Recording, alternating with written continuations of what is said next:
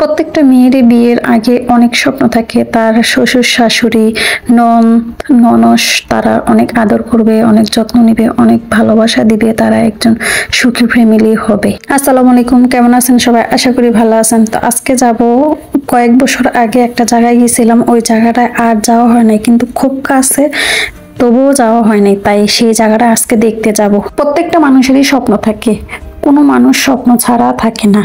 কেউ চাকরি করে, কেউ আছে বিয়ে শাদী করে মন দিয়ে সংসার করে, কেউ আছে সংসারের কাজ করে, অন্য কাজ করে। অনেক মেয়েরা আছে বিয়ের পরে অন্য কাজ করতে চাইলেও করতে পারে না তার সংসারের জন্য।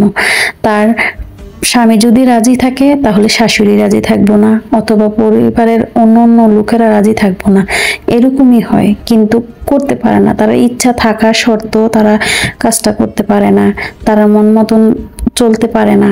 আর যদি বিয়ের পরে একটা বাচ্চা কাচ্চা হয়ে যায় তাহলে তো আরো আগে পারবো না। তাদের বাচ্চারা কে দেখবে, বাচ্চারা কে দেখশুন করবে, খাওয়া দাওয়ার দিব। তো সেই কারণে অনেক মেয়েরা পারে না চাকরি করবার, অথবা অন্য কোনো কাজ করবার, বাহিরে যাইয়া কোনো কাজ করবার, যেটা ঘর সামলানো, সংসার সামলানো। সবাই যদি সবকিছু পারতো তাহলে তার সবার দিন এরকম খারাপ দিন আসতো না, সবারই ভালো দিন আসতো, অথবা ভালো দিন থাকতে পারতো। আমাদের জীবনে না ভালো দিনগুলা খুব কম আসে, খারাপ দিনগুলাই বেশি আসে। তবে যখন ভালো দিন আসে মন খুলে ভালো দিনগুলা উপভোগ করবো, হাসাহাসি করবো, আনন্দ করবো।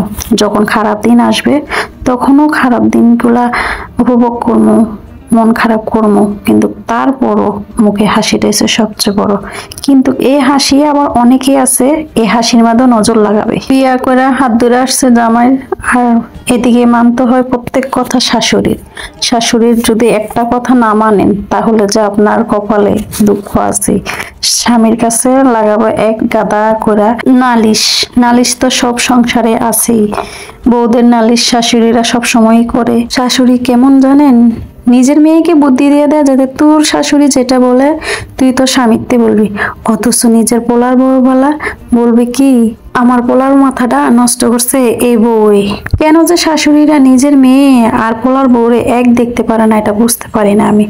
আপনারা যদি কেউ যদি বুঝে থাকেন তাহলে কমেন্টে জানাবেন, যাতে কার শাশুড়িরা কিরকম।